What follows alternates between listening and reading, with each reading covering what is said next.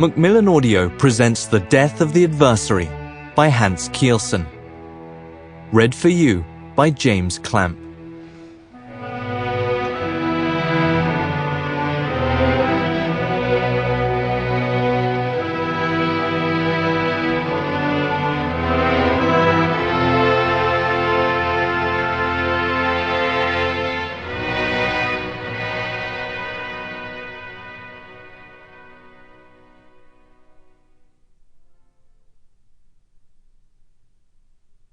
The papers published in this volume were given to me some time after the war by a Dutch lawyer in Amsterdam.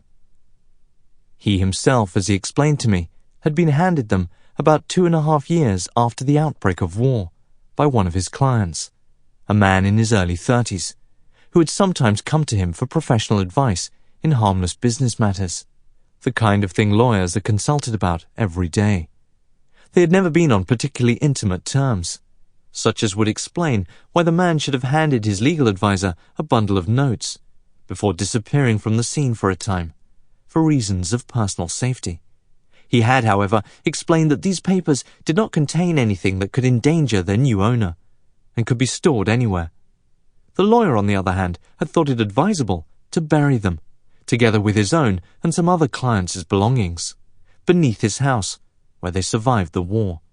Most of the buried documents were later reclaimed by their owners. These papers, however, remained in his writing desk. "There," he said, and handed me the bundle of papers. They were creased and stained, and some of the writing had been almost washed away. They looked as though they had been in the water for some time. "They're written in German," I said with some surprise.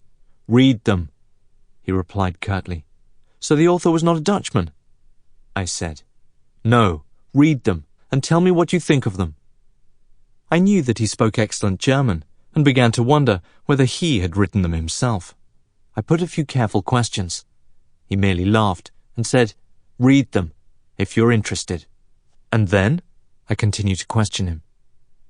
"I don't know. Perhaps you'll be able to think of something." "It's not a mystification." No, he replied hastily. "Examine them yourself.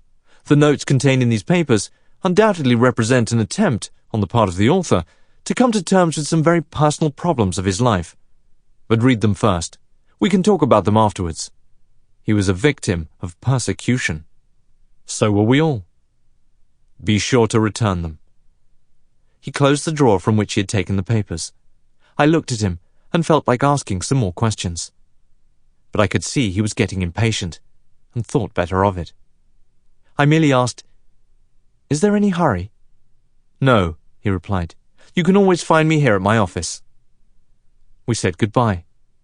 A few days later, he rang me up and asked me for the address of a mutual acquaintance, who had suddenly turned up again. I gave it to him. "Well?" he asked. "I've not yet had time," I replied. "There's no hurry. Will we see each other?" "I'll return them in person," I said. "Very well," he replied and laughed. During the next few days, I read the papers. Chapter 1. For days and weeks now, I've thought of nothing but death. Though I'm normally a late riser, I get up early every morning now, calm and uplifted, after a night of dreamless sleep. I feel all my powers strong and ready within me, as they've not been for a long time. I welcome the day which brings me once again the thought of death. With every breath I take, the thought penetrates further into my body, down into its most hidden recesses, and fills it entirely. It is death that guides my pen. God alone knows what experience laid these thoughts in my brain, like eggs. But there they lay and mature unnoticed, until one day they suddenly hatched out and introduced themselves to my consciousness. "Ah," I thought, when the thought of death emerged into my mind for the first time. "So there he is." And I welcomed him as one welcomes. Sample complete. Ready to continue?